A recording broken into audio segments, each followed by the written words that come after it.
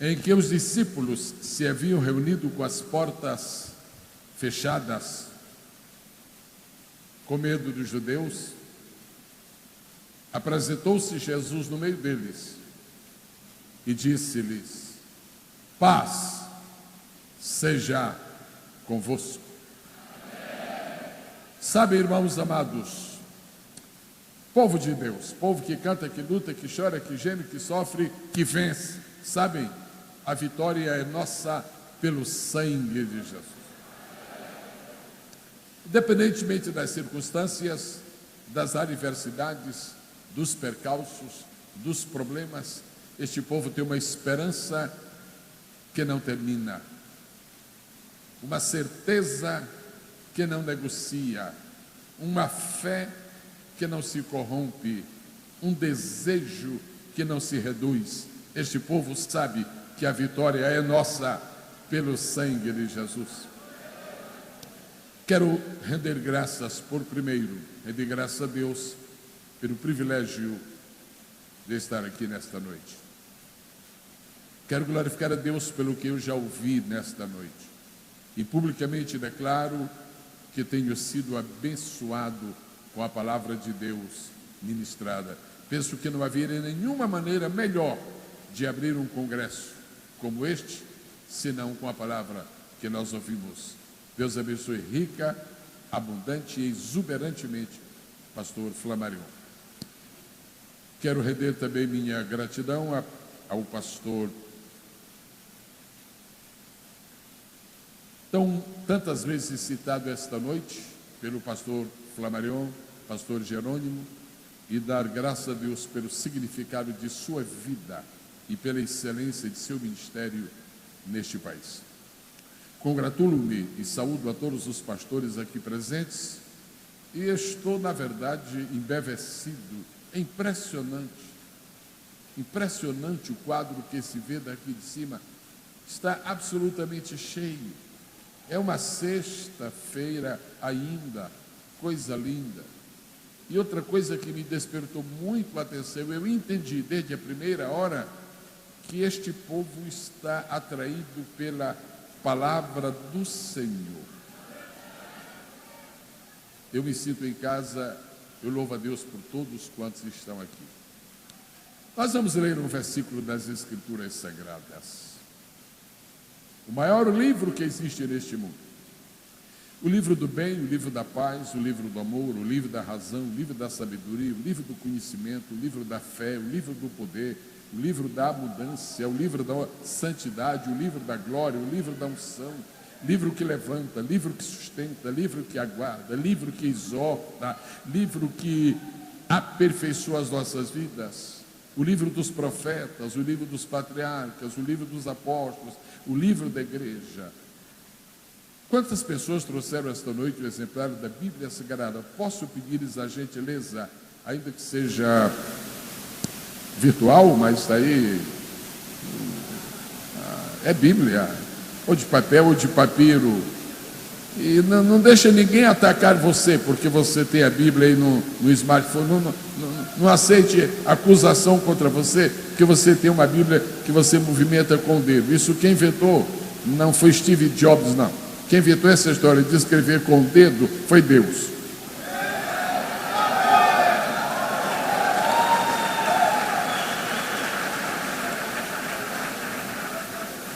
Um irmão outro diz: mas pastor, o senhor nessa idade usando esse negócio aí, pastor, com o dedo? Sim, meu pai escreveu com o dedo na pedra.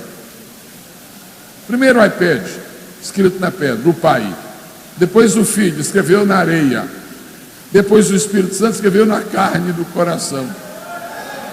Agora, por mais que a tecnologia se desenvolva muito mais e se multiplique muito mais do que agora, fiquem tranquilos.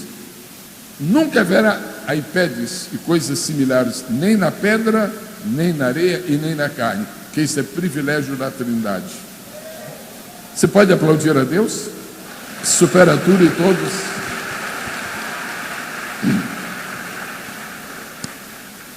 Eu lamentei muito, pastor Flamarion. Eu estava ali lamentando apenas uma coisa. Posso falar? Lamentando mesmo. O fato de não poder tê-lo ouvido aí umas 200 vezes, viu? Porque me animou, viu? Agora eu não vou fazer isso, eu já fiz, viu? Já passou. Vocês estão bem? Todo mundo feliz? Estão sentados durante um bom tempo, que tal ficarmos em pé para mais uma vez lermos a palavra de Deus? Há uma presença sublime, gloriosa e santa. É a presença do amado das nossas almas, que está neste lugar para abençoar, para tocar, para ungir, para levantar, para favorecer, para responder, para atender, para se glorificar em cada vida. A Ele glória, a Ele louvor, a Ele exaltação, a Ele adoração para todos sempre. A qualquer momento você pode receber de Deus um toque tão especial que vai mudar a sua vida para sempre. Porque há neste lugar labaredas de fogo. Abra sua Bíblia, por favor, no livro do profeta Joel. Capítulo de número 2. Livro do profeta Joel, capítulo de número 2. Quem encontrou já o livro do profeta Joel, diga o amém que merece. Capítulo 2, vamos ao versículo 24, por favor. Eu gostaria de solicitar às amadas irmãs, todas as vozes femininas aqui presentes, deixem a sua voz ser ouvida agora, irmãs. Vamos ouvir a leitura de Joel 2, 24, somente pelas vozes femininas. 1, 2, 3.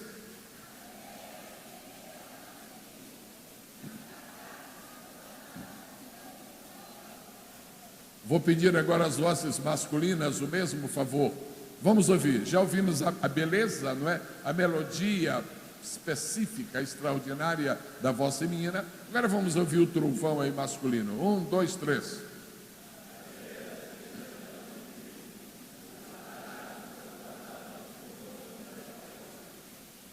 Antes que você se sente, eu lhe agradeceria muitíssimo se você pudesse apertar a mão de uma pessoa, somente de uma que você escolhesse, e dissesse para ele ou para ela o seguinte: foi muito bom você ter vindo nesta noite. Muito obrigado, podem sentar.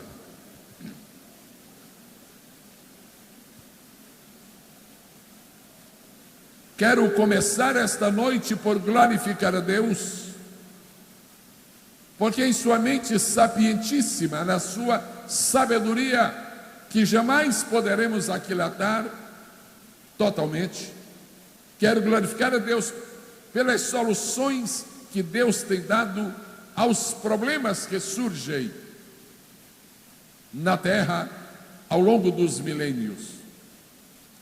Uma das mais expressivas e extraordinárias soluções de Deus para enfrentar os problemas da Terra relaciona-se com a figura de uma pessoa, com a figura de um ministério, com a figura de uma atividade extraordinária.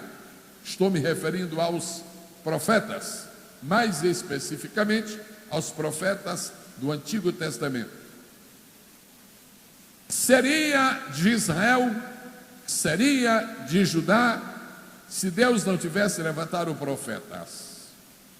Nós não teríamos a maior parte da Bíblia, do Antigo Testamento, sobretudo, nós não teríamos em mãos se o ministério profético não houvesse sido exercido.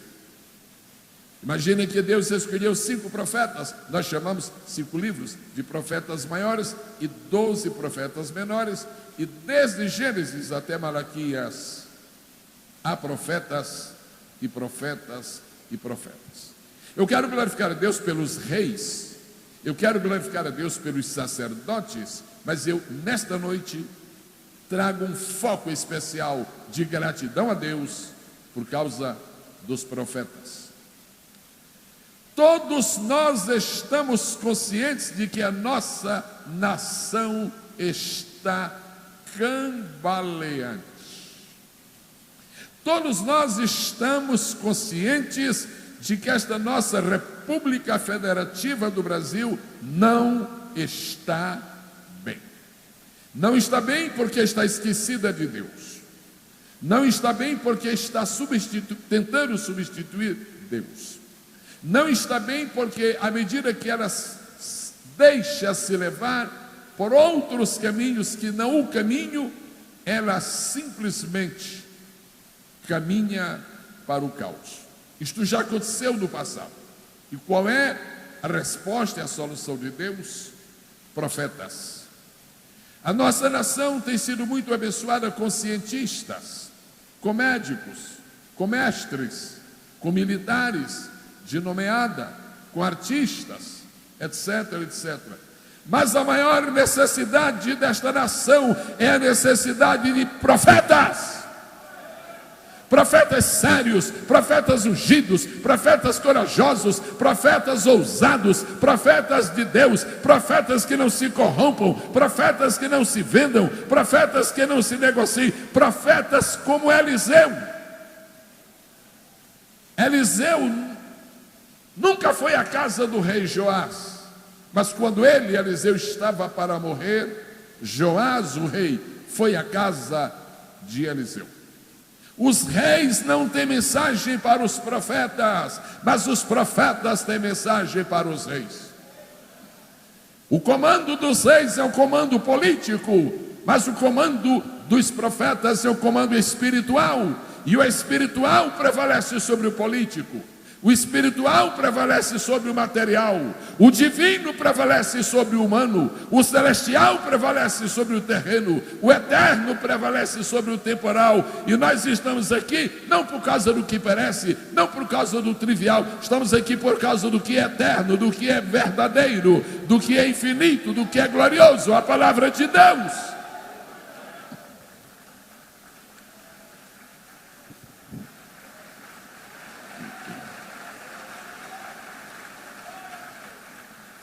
Se você procurar algumas enciclopédias bíblicas, alguns dicionários bíblicos, mesmo dos bons, você não vai encontrar resposta para a seguinte pergunta: quando viveu Joel? Ninguém sabe. É uma confusão. Eu até aconselho que você não vá fazer esta pesquisa, que dá dor de cabeça. Ninguém sabe quando Joel nasceu e ninguém sabe quando Joel morreu. Este Joel de quem nós lemos, de cujo livro lemos um texto agora. Não se sabe quando Joel nasceu, quando morreu, nada. Sabemos quando viveu Abraão, quando viveu Jacó, quando viveu Moisés, quando viveu Elias, quando viveu Davi. Sabemos quando viveu Salomão, sabemos quando viveu Jeremias, sabemos até quando viveu Malaquias, mas não sabemos quando viveu Joel. Eu estava me perguntando por que Deus ocultou dados, elementos que nos permitissem investigar isto. E eu chego a uma conclusão. Se ninguém sabe nada a respeito da época em que Joel viveu, é porque a sua profecia, a palavra que ele trouxe, não era apenas para o período em que ele viveu aqui na terra, é uma palavra para todos os períodos da história humana, uma palavra para hoje. Eu tenho lido esta noite, e os irmãos também têm lido, o Congresso tem lido esta noite, o povo de Deus tem lido esta noite, uma promessa de Deus. Deus está dizendo: as eiras se encherão de trigo, e os lagares vão transbordar de vinho e de azeite. Em Hebreus capítulo 4, versículo 12, está escrito que a palavra de Deus é eficaz e mais penetrante do que espada alguma de 2 gumes. Qualquer pessoa que ler a Bíblia Sagrada e atentar apenas para o literal, atentar apenas para o histórico, atentar apenas para a descrição e a narrativa que ela contém, talvez cedo vai deixar de ler a Bíblia. Mas quando você lê a Bíblia a primeira vez e depois vai ler a segunda, e você pede a Deus óculos espirituais, uma lente espiritual, você vai ver que você descobre em cada versículo da Bíblia uma dimensão que vai muito além daquilo que é apenas o texto que está escrito. Mas há uma coisa que cada pregador deve sempre ter o cuidado, Toda vez que um pregador ler um texto e encontrar alguma palavra que não seja muito popular, principalmente palavras que não estão no vocabulário comum dos jovens, dos adolescentes, é muito melhor explicar logo isto para que eles não se detenham imaginando o que seria. Aqui há duas palavras que não são muito comuns: eira e lagar. As eiras, seixeirão de trigo, eira, era o lugar onde se malhava, onde se batia, onde se peneirava o trigo e outros cereais. E lagar era o lugar onde se amassava, se machucava, se comprimia a azeitona e também a uva. Bom, já sabemos o que é lagar e o que é eira. Joel viveu em um tempo de grande crise. E quando Joel viveu, havia um grande problema no setor agrícola de Israel. A agricultura começou a se tornar escassa. E o povo começou a sentir que estava faltando o alimento. Nenhum povo é feliz se faltar o alimento na sua mesa. Nenhum povo é estável, nenhum povo fica preso à sua própria terra se lhe falta o necessário para o cotidiano alimentar. Mesmo Belém, que é a casa do pão, se experimentar uma seca, haverá uma fuga, haverá uma migração, haverá uma debandada. E é isto que é a história de Noemi. Quando em Belém houve uma fome, Noemi deixou e foi para as terras de Moabe. A situação que atravessou Israel foi tão grave que o escritor disse que naquela época o Jordão parecia uma avenida, ou seja, secou. E o povo começou a sentir falta de 3 elementos. O povo começou a sentir falta de pão, e eu ficaria muito agradecido se cada vez que eu citar um dos 3 elementos, o Congresso pudesse repetir. Muito obrigado. O povo começou a sentir falta de pão. O povo começou a sentir falta de vinho. O povo começou a sentir falta de azeite.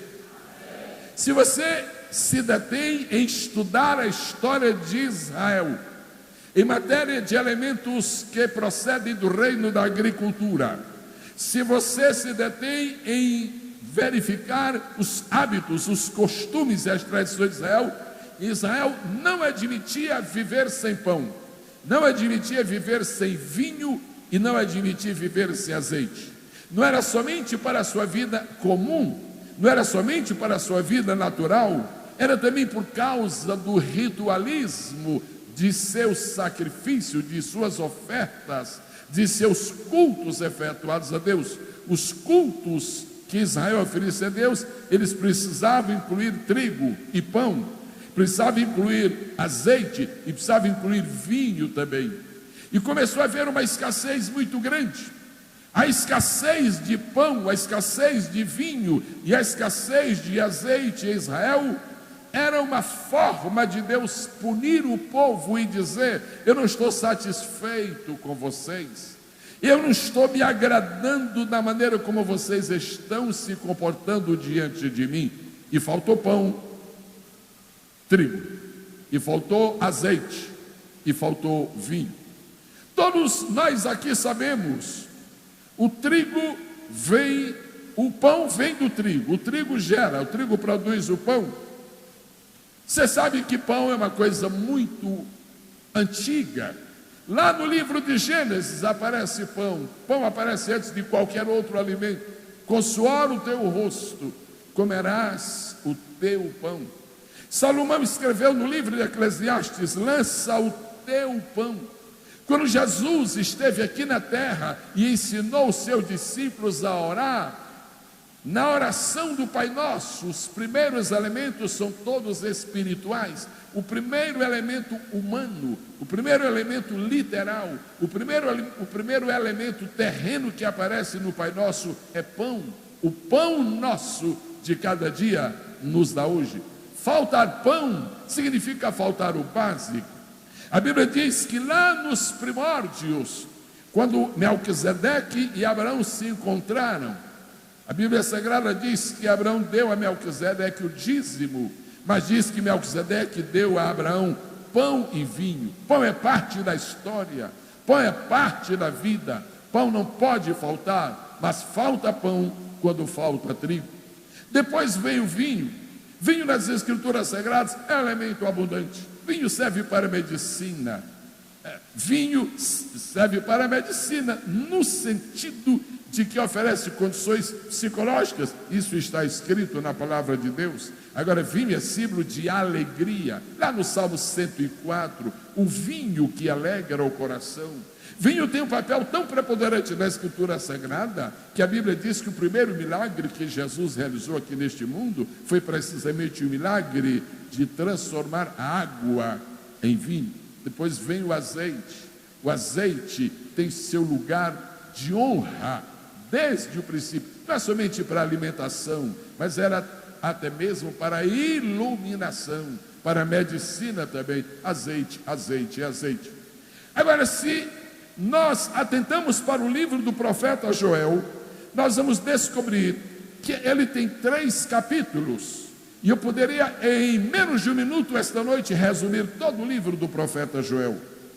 Capítulo 1, Deus promete julgamento. Capítulo 2, Deus oferece esperança. Capítulo 3, Deus anuncia o futuro. Então, nosso Deus é um Deus de juízo, é um Deus de esperança e é um Deus de sabedoria. Ele anuncia para nós o futuro. Nós lemos esta noite um versículo do capítulo 2. Se eu continuasse esta noite a falar sobre pão, a falar sobre vinho, a falar sobre azeite, isso talvez não nos levaria a nenhuma tomada de posição espiritual, porque nos parece que os 3 elementos compõem apenas o cotidiano de nossa vida. Mas imediatamente, eu quero usar o que está escrito, já mencionado esta noite, em Hebreus 4:12, a palavra de Deus é mais penetrante do que espada alguma de 2 gumes. Senhoras e senhores, irmãos e irmãs, participantes do Congresso Labaredas de Fogo, o Brasil, e quando eu falo Brasil, eu não vou pensar na nação brasileira, eu vou agora me deter no Brasil evangélico, a igreja brasileira, igreja maiúscula, brasileira. Não estou pensando numa denominação, estou pensando num aglomerado de milhões de pessoas que servem a Deus neste país. É uma análise muito séria, muito pesada, e eu espero que seja também muito proveitosa. Nós estamos começando a perceber que existe uma escassez no meio evangélico brasileiro. Nós começamos a perceber que alguma coisa está acontecendo nos horizontes da nossa pátria, no ambiente espiritual, e está começando a faltar pão, e está começando a faltar vinho, e está começando a faltar azeite. Agora, como eu estou falando de igreja, então eu tenho que ser espiritual também na interpretação desses elementos. A Escritura Sagrada fala: nem só de pão viverá o homem, mas de toda a palavra que sai da boca de Deus. Então o pão simboliza a palavra de Deus. A Escritura Sagrada diz que Jesus, quando estabeleceu a ceia, ele apresentou precisamente esses 2 elementos, o pão e o vinho. O pão simboliza não apenas seu corpo, no sentido mais temporal, mas a palavra no sentido eterno. E vem o vinho, que lembra o seu sacrifício. Assim como o vinho é o suco da uva, o sangue é o suco da alma. E por isso Jesus escolheu o vinho para simbolizar o seu sangue, para fazer então o sacrifício por nós. Pão e vinho. Mas em seguida temos o azeite. A igreja do Senhor, a igreja brasileira, se quiser continuar a ser forte, se quiser continuar a vencer o inimigo nestas nossas plagas, a igreja brasileira, se ela não deseja receber algum tipo de juízo de Deus, como o tempo dos profetas, como no tempo do profeta Joel, nós precisamos voltar a 3 origens. Nós precisamos voltar a 3 fundamentos. Primeiro, a igreja precisa voltar com rapidez à palavra de Deus, não apenas para ser o centro do culto, mas para ser o centro da vida. A igreja precisa repensar na importância da alegria da salvação. Salmo 104, o vinho alegra o coração. Sacrifício de Jesus que nos leva à salvação, que produz alegria. E em terceiro lugar, a igreja brasileira precisa voltar a pedir a Deus que multiplique o azeite no meio do seu povo. E azeite na Bíblia é símbolo do Espírito Santo. Então estas são 3 necessidades muito especiais, por causa de 3 carências também muito especiais. E agora eu peço a você que me ouve nesta noite, não pense nos seus irmãos, não pense na sua igreja, não pense nas outras igrejas, pense em você. Nesta noite, quanto você declara que tem comido do pão da palavra de Deus? Como é que andam os seus hábitos de folhear a Bíblia Sagrada? Como anda a alegria da salvação no seu rosto, porque provê no seu coração? E como anda a unção do Espírito Santo de Deus na sua vida? Nós nunca poderemos ser fortes se não tivermos este pão, se não tivermos este vinho, se não tivermos este azeite. O pão é a palavra, o vinho é a presença e o azeite é o poder. São esses 3 elementos que eu quero declarar esta noite, que são absolutamente não apenas necessários, são indispensáveis. Eu não quero ser acadêmico, eu não quero ser teórico, eu não quero ser filosófico e não quero ser empírico. Eu quero ser muito claro, E vou começar pelos pais. Como é que você é um pai e você nunca teve coragem de comprar uma Bíblia para o seu filho, mas já comprou um smartphone? Isso significa que os aparelhos da terra para você são muito melhores e mais importantes para o seu filho do que a palavra do Senhor.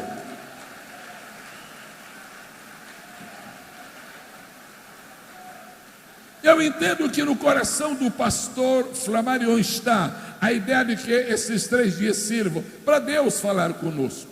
E eu tenho aprendido desde o princípio da minha fé. Eu sou oriundo de um berço evangélico. Meu pai foi pastor por 50 anos aqui neste país. Meu pai leu a Bíblia 260 vezes. E se eu pudesse registrar o que a minha memória recorda de cada 10 lembranças nítidas que eu tenho de meu pai, pelo menos 6 ou 7 são de meu pai lendo a Bíblia.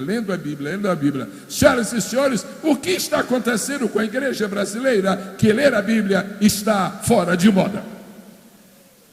O que está acontecendo com a igreja brasileira? Que os pastores, ao invés de ler a Bíblia, ficam no Facebook pela madrugada.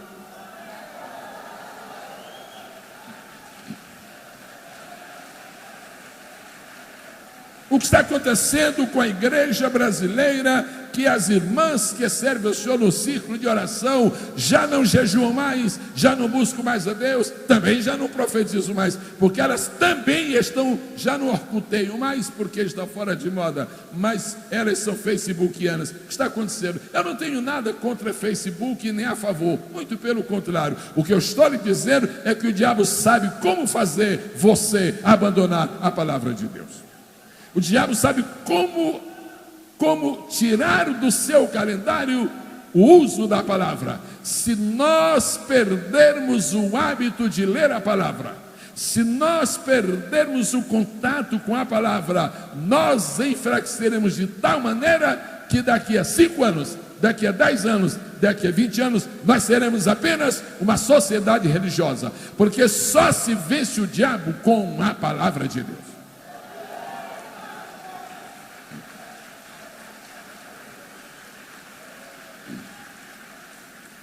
Eu comentava hoje, quando vínhamos no voo de Campinas a Confins, a primeira etapa, comentava com o meu companheiro, o pastor Hélio, e dizia: alguma coisa interessante está acontecendo neste Brasil, alguma coisa especial está acontecendo. Disse: é o seguinte, estes eventos que congregam certos pregadores e ajuntamentos do povo de Deus de todo, eles estão crescendo. Primeiramente só se ouvia falar, por exemplo, de Camboriú. Agora nós temos Camboriú, nós temos Labareda de Fogo, nós temos Segredos do Coração, nós temos Fogo para o Brasil, nós temos Levé. Alguma coisa está acontecendo. Eu queria dizer a você que este acontecimento aqui não é apenas um projeto do pastor Flamarion, é uma profecia de Deus em Joel, e diz assim: as eiras vão se encher de trigo. As eiras vão se encher de trigo. Eu quero glorificar a Deus esta noite, porque a palavra de Deus continua poderosa, continua santa, continua firme, continua fome, continua pura, continua verdadeira, continua eterna. Ela não pode mudar, ela não pode falhar, ela não pode mentir. Falha tudo, mas não falha a palavra de Deus.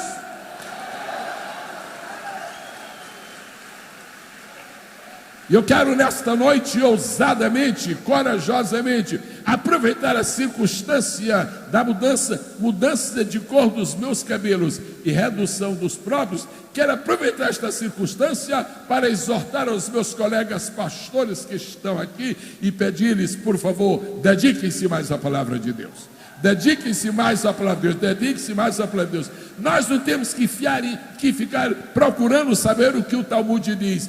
Deus não deu o Talmud para a igreja, Deus deu a Bíblia. Deus deu a Bíblia, Deus deu a Bíblia. A história dos hebreus não é o nosso manual para os cultos. Nós não temos o direito de chegar numa tribuna e pregar sobre o que Flávio José escreveu. Flávio José não tem o peso de Moisés, não tem o peso de Paulo, não tem o peso de Jeremias. Flávio José não é ninguém quando você compara com quem tem a unção do Espírito Santo e o selo da chamada divina. A igreja não se reúne para ouvir as novidades da política. A igreja não se reúne para ouvir novidades do mundo da cibernética. A igreja se reúne porque ela quer palavra, porque ela quer alimento, porque ela quer sustento, porque ela quer ser edificada, porque ela quer ser fortalecida. O diabo tentou Jesus no deserto, 40 dias de jejum, e Jesus simplesmente disse: Satanás, está escrito, está escrito, está escrito. Você não tem necessidade obrigatória de saber onde está escrito, mas tem necessidade de saber o que está escrito. Não é o onde que é o importante, é o que está escrito. É o que está escrito. Porque saber onde está escrito envolve memória. Saber o que está escrito envolve prática, envolve cultivo, envolve o hábito de ler a palavra de Deus. Bendito seja o nome do Senhor Jesus. Eu quero esta noite acreditar que a profecia de Joel é uma profecia para os nossos dias, e vai haver uma reviravolta, e a nossa mocidade, ao invés de trazer celulares para a igreja, para na hora do culto acompanhar o jogo que está acontecendo, ela vai trazer a Bíblia, e vai falar em línguas, e vai ser fortalecida, e vai glorificar o nome do Senhor, e vai ser uma bênção nas mãos. Ela vai voltar a ser. Os senhores não têm nada com minha vida particular, os senhores não têm nada com meu histórico de vida, não têm nada com isso. De maneira que, se eu contar alguma experiência, é simplesmente um acessório. Mas é verdade, eu tinha 8 anos, 9 anos, 10 anos, ok. E no norte do país, só conheci rede para dormir aos 11 anos, só conheci cama para dormir aos 11 anos, até então era rede. E quantas vezes eu estava na rede, já deitado, e alguém chegava e balançava assim: Gesiel olhava, era o meu querido e saudoso pai. Pronto, ele disse: você leu a Bíblia hoje? E eu muito inteligentemente dizia: pai, eu não li a Bíblia hoje, mas amanhã eu leio dobrado. Aí ele disse assim: você almoçou hoje? Eu almocei. Então você não vai almoçar dobrado amanhã. Você faz o seguinte: levanta e vai ler a Bíblia. Eu quero esta noite render graças a Deus. Eu quero esta noite render graças a Deus por isto. Eu quero esta noite render graças a Deus pelo amor que me foi passado. Eu quero responsabilizar os pais esta noite pela herança espiritual que vão deixar aos seus filhos. Mas eu não estou dizendo que você vai dizer ao seu filho, você tem que ler a Bíblia. Você nem precisa mandar o seu filho ler a Bíblia, nem precisa dar ordens para ele. Leia, que ele vai ver e ele vai seguir o seu exemplo. Há filhos, talvez, que aqui esta noite, que nunca viram seus pais lendo a Bíblia. E você vai certamente imitar aquilo que é próprio do seu pai. Deus está dizendo, as eiras vão ser cheias de trigo. Então haverá muito pão. A palavra vai ser multiplicada. Agora eu quero esta noite aproveitar esta onda profética que Deus deu para Joel e pegar aqui um pouco desse lampejo e quero então proferir uma palavra de natureza profética. Está vindo um grande tempo. Labareda de fogo não pode terminar. Labareda de fogo pode procurar um espaço maior. Cada vez maior. Sabe por quê?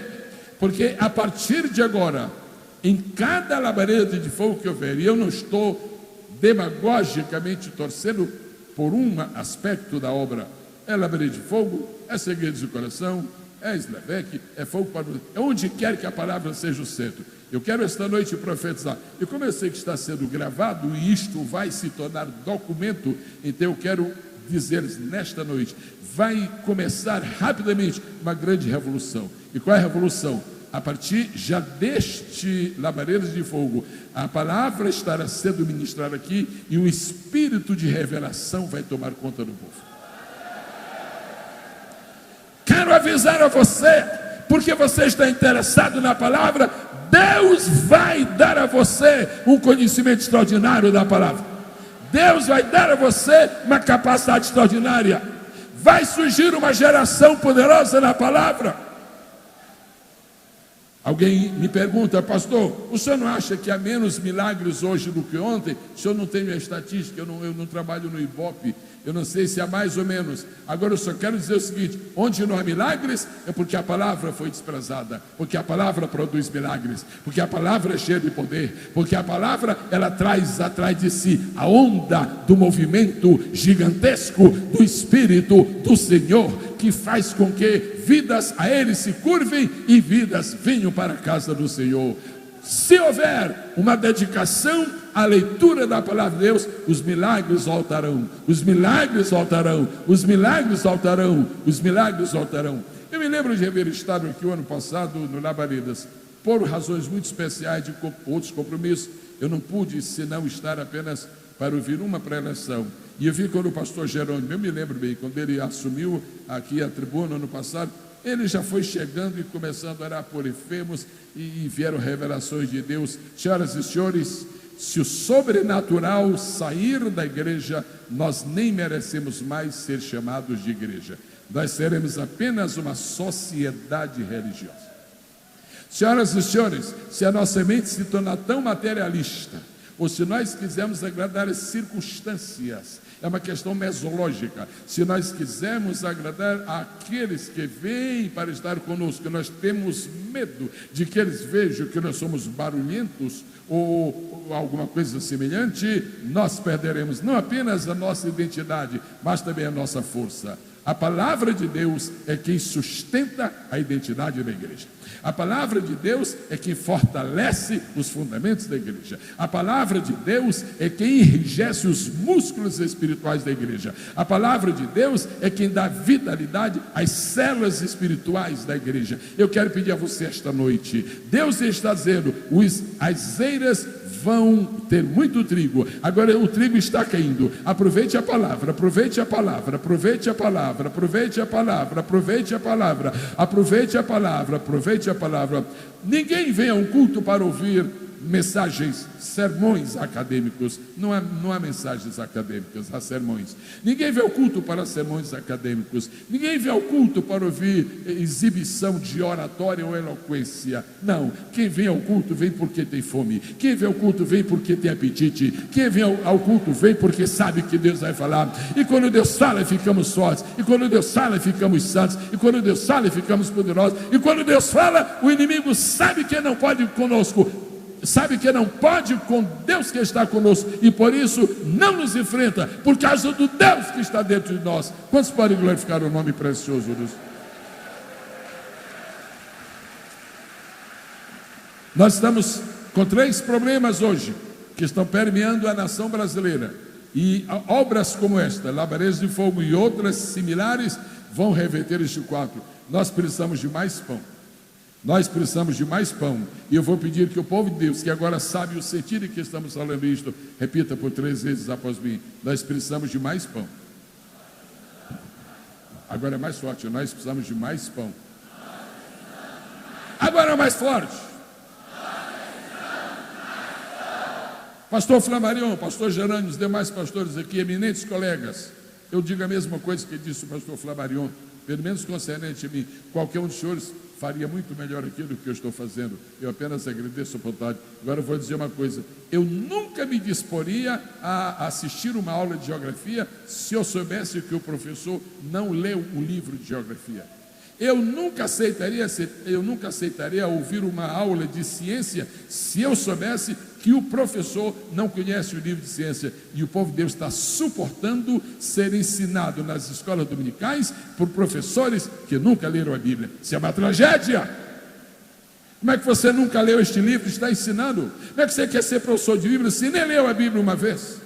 Se você quer ser um ministro evangélico, primeiro vai ler a Bíblia. Não é primeiro ir para o seminário, não, primeiro vai ler a Bíblia. Como é que você vai aprender a interpretar um livro que você não conhece? Como é que você vai tentar compreender um livro que você nunca leu? O clamor do Espírito esta noite é este: meu filho, eu quero dar trigo, eu quero dar pão, eu quero dar trigo, mas você tem que estar disposto a ir para as eiras, malhar o trigo, porque vai haver pão, e muito pão, e muito pão. Quantos podem esta noite glorificar o nome precioso do Senhor?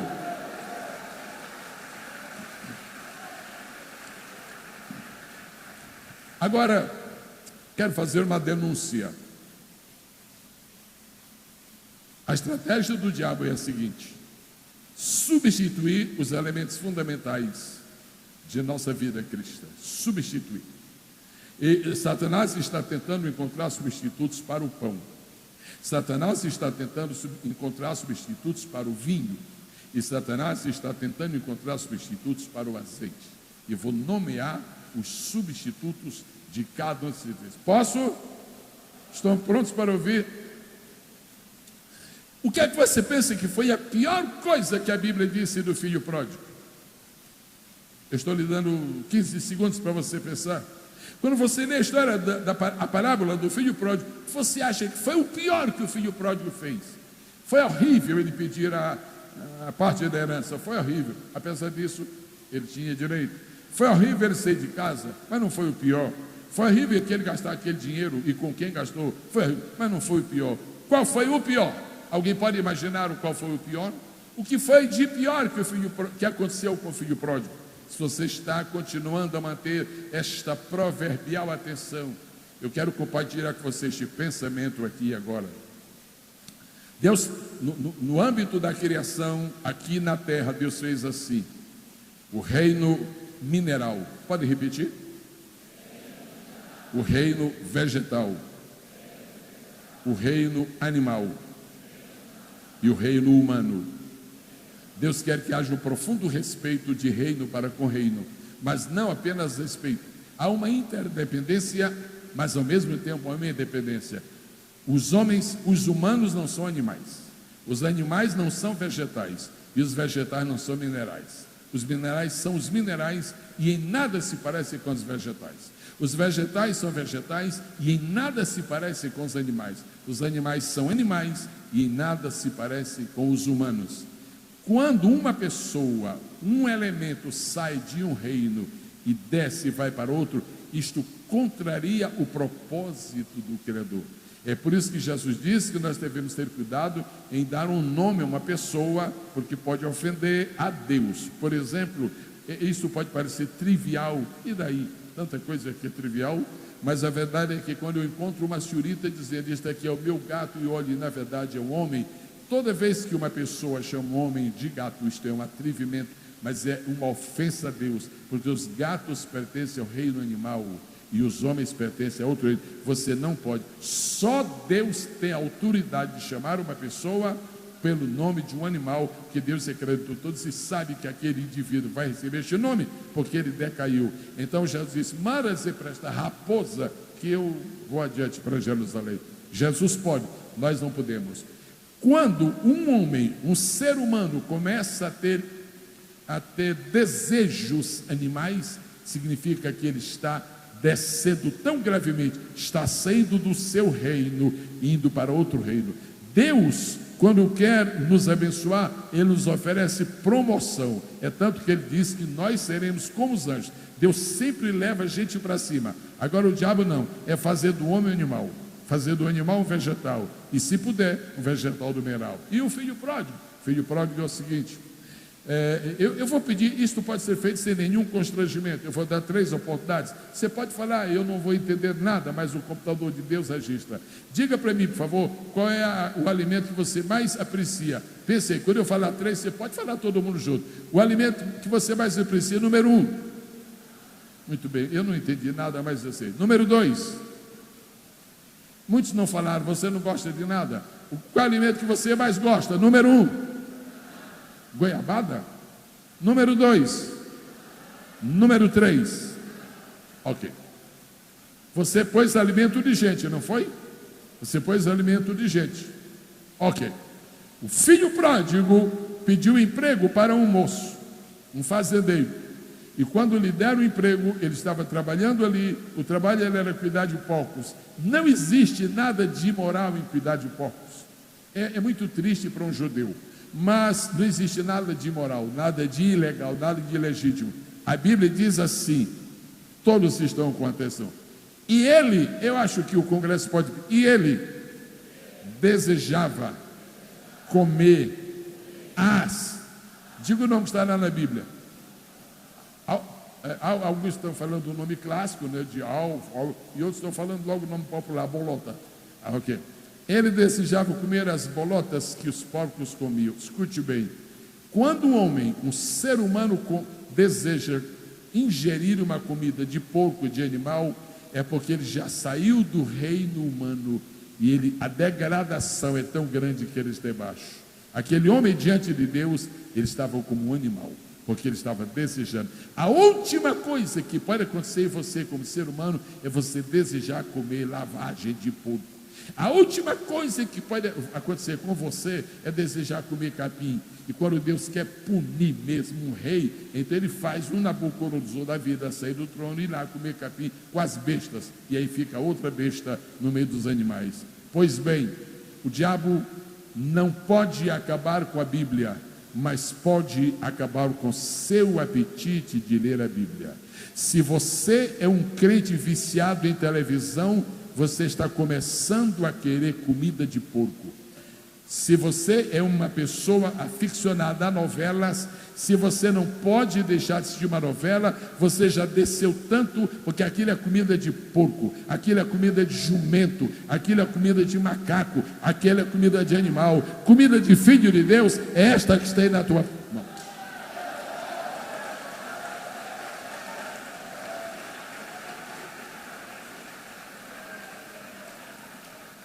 No dia que você vai ler a Bíblia e acha enjoado, é porque você perdeu as entranhas espirituais. Você já não está mais no nível de comunhão com Deus. Você já está como qualquer pecador miserável que se satisfaz com qualquer lixo. Põe a mão no seu coração. Os pastores não precisam fazer isto, por gentileza. Os pastores não precisam. Põe a sua mão no coração e diga com muita segurança: eu não nasci para comer lixo. Eu sou humano, eu sou filho de Deus. Agora, depois de falar isto, não volte para as novelas.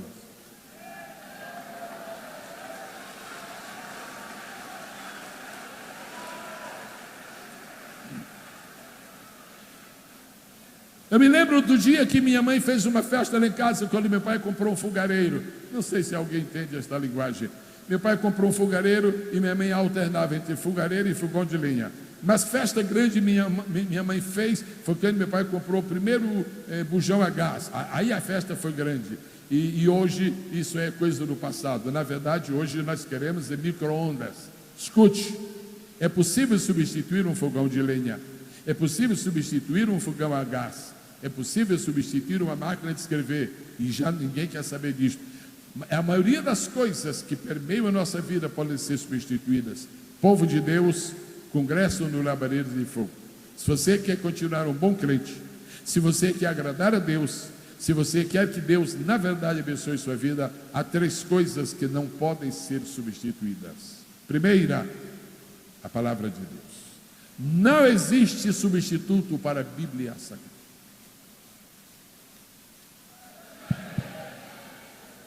Pensei que estava desligado. Não existe substituto para a Bíblia Sagrada. Você pode ler todos os livros que há no mundo. Se você não lê a Bíblia, sua alma está faminta. Você pode ler o que houver de mim, inclusive livros evangélicos, porque eles vão explicar a Bíblia. Se você não lê a Bíblia, você não conhece a fonte. Nada pode substituir a palavra de Deus. Eu vou pedir que todas as pessoas que trouxeram Bíblia, ponham em uma das suas mãos e levantem sua Bíblia, por favor. Muito obrigado. Está lindo, está lindo, está lindo. Como pode estar lindo, está lindo. Eu acho que eu vou pedir que fiquem de pé. Fiquem de pé com essa Bíblia levantada, por favor. Agora nós vamos gritar. Nós vamos gritar para ouvir em Dom Cavate. Nós vamos gritar para ouvir em Caratinga. Nós vamos gritar para ouvir em Coronel Fabriciano. Vamos gritar para ouvir lá em Vitória da Conquista, de onde veio o pastor. Vamos gritar. Este livro não tem substituto. Repita isso com alegria. Agora você vai falar mais uma vez para humilhar Satanás. O diabo disse que ia separar você deste livro. Ele não separará. Diga, eu nunca me separarei deste livro. Fala mais uma vez. Agora não se sente, porque eu vou dar a resposta para vocês. Vocês que falaram, eu nunca me separei deste livro, Deus está dizendo assim: então, meus filhos, as eiras se encherão de trigo, as eiras se encherão de trigo, as eiras se encherão de trigo, as eiras se encherão de trigo. Glorifica a Deus, glorifica a Deus, glorifica a Deus, glorifica a Deus, glorifica a Deus. Pode sentar, por favor. Este não é um encontro de casais e nem é um congresso pré-nupcial, mas vou dar um conselho para as moças que estão aqui. Quantas senhoritas estão aqui? Senhoritas que desejam, na verdade, casar-se, cada uma diz eu. Muitas moças, por favor, não se case com um rapaz que não lê a Bíblia, porque ele não vai ter direção para a família de vocês.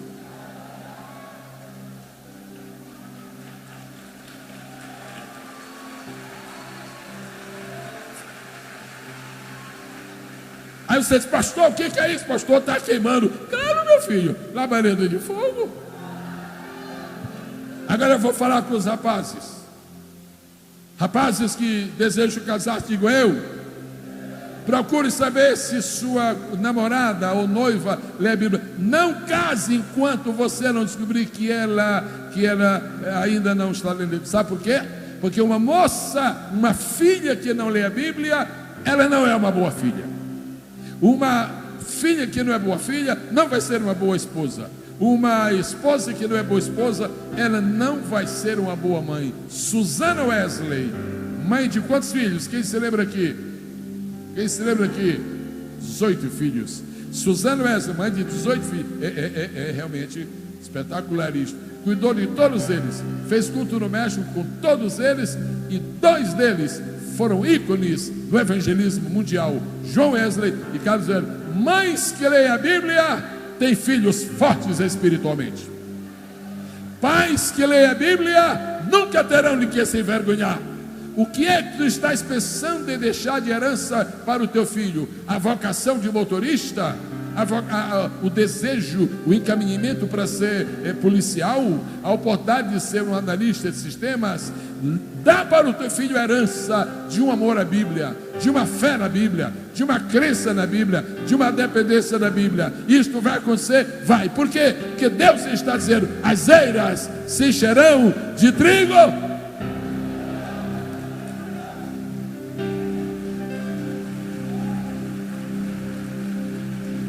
Sabe o que está acontecendo nesses nossos dias? Nesses nossos dias. Na verdade, eu preparei o esboço, está ali. Aí eu disse, Deus começou a me passar, sai do esboço e entra no prático e fala com esse povo que eu vou mandar muito trigo. Tá bom, tá bom. Deixa eu dizer uma coisa. Você vale. Você vale. Eu posso ser claro? Não há problema? Então, você não vale o dinheiro que você tem do banco, não. Você não vale o carro que você tem. Não é isso que você vale. O carro que você tem na garagem, não. Você não vale as ações da Vale, que ela vale lá, mas aqui mas lá não vale cá. Você não vale as ações da Vale. E então, pastor, e quanto eu valho? Você vale o conhecimento que você tiver da palavra de Deus. Teve gente que não entendeu. Você conversa com uma pessoa que lê a Bíblia, é uma conversa de alto nível, sim ou não? Você conversa com a pessoa que não lê a Bíblia, é só piada. Quem é contador de piada, você já sabe de saída. Não lê a Bíblia, porque Jesus nunca foi piadista. A igreja do Senhor tem que estar acima do nível do mundo. E a única coisa que nos eleva de nível é a palavra de Deus. Por isso Paulo disse em Atos capítulo 20, eu não deixei de anunciar todo o conselho de Deus. Então o diabo quer tirar de você a palavra e substituir a palavra. O diabo quer tirar de você o vinho. Ele quer substituir a palavra que é pão por lixo. Há uma coisa interessante, eu não sei se você já pensou nisso. O verdadeiro crente não tem fome da palavra. Para falar a verdade, o verdadeiro crente não tem fome. Mas pastor, e o que é que tem? Tem apetite. E eu queria que você considerasse a diferença de fome para apetite. Quem tem fome, irmãozinho, quanto maior a fome, você come o que vier. Você come carne mal cozida, você come quiabo cru, você come feijão que queimou, você come tudo que tiver quando você está com fome. Agora apetite não, você é seletivo. Quando a Bíblia diz que haverá fome da palavra, é lá para o mundo. Você já matou a fome, agora você conserva o apetite. Você conserva o apetite. Quem tem apetite é seletivo. Quem não tem fome é qualquer coisa. Agora quem tem apetite é seletivo. Deus aumente o teu apetite pela palavra. Mergulha na palavra, porque tu serás uma nova pessoa. Mergulha na palavra, porque o teu caráter será modificado pela palavra de Deus. Essa gente...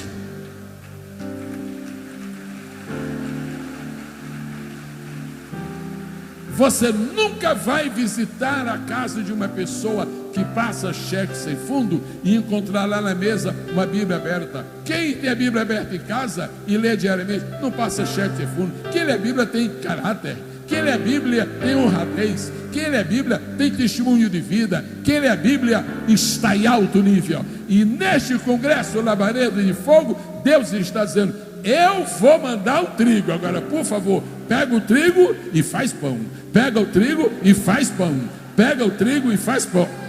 Olha o que está dizendo a Bíblia. Aqui não diz, as eiras se encherão de pão. Aqui diz, se encherão de trigo. Porque o trigo Deus dá, o pão você faz.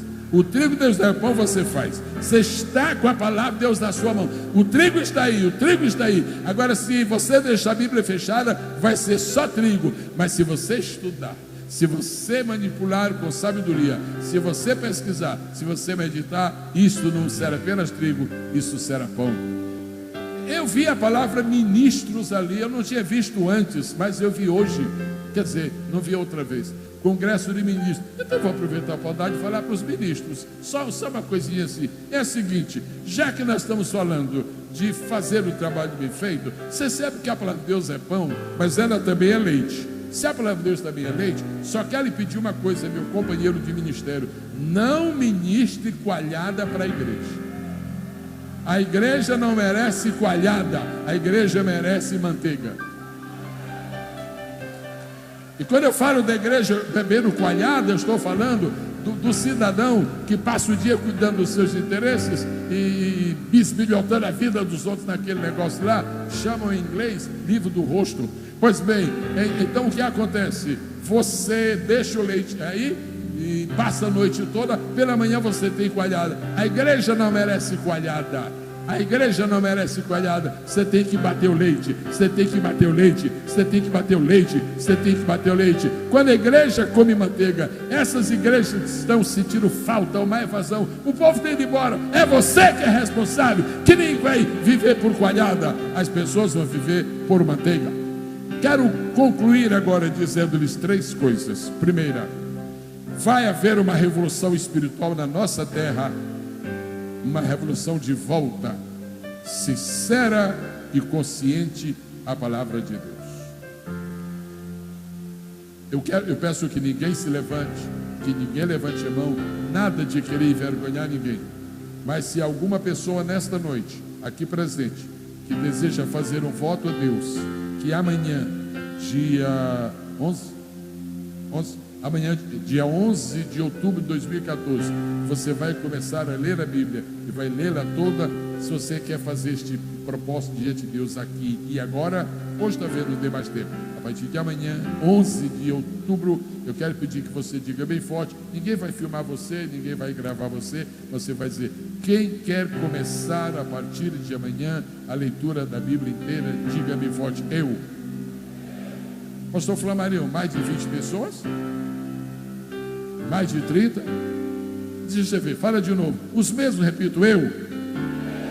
Mais de 100? Mais de 100? Acho que deu, não deu?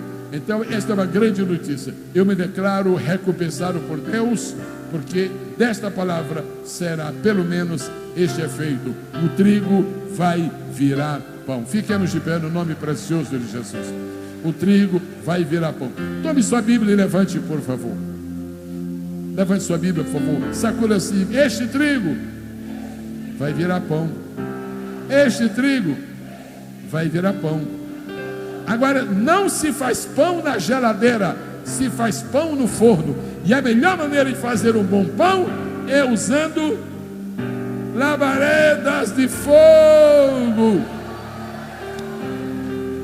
Eu termino esta noite dizendo-lhes que o diabo deseja que você deixe de comer pão para comer lixo.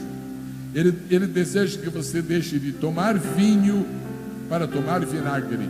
Ouça-me bem: Deus não levantou você para tomar vinagre. Estou falando no mundo espiritual. Deus levantou você para tomar vinho, o vinho que alegra e não o vinagre que entristece. Agora, em último lugar, você tem que ser uma pessoa cheia do Espírito Santo e tomar o azeite do Senhor. Quem não comer pão vai comer lixo. Quem não beber vinho vai beber vinagre. Pior ainda, quem não comer azeite vai comer fel. Você nunca vai precisar de beber fel, porque Jesus já provou o fel na cruz. Estenda a sua mão assim, por favor. Diga: Jesus, eu quero mais pão. Eu quero mais pão. Eu quero mais pão. Jesus, eu quero mais vinho. Eu quero mais vinho. Eu quero mais vinho. Jesus, eu, diga o seu nome bonito aí. Eu, Gesiel, quero mais azeite.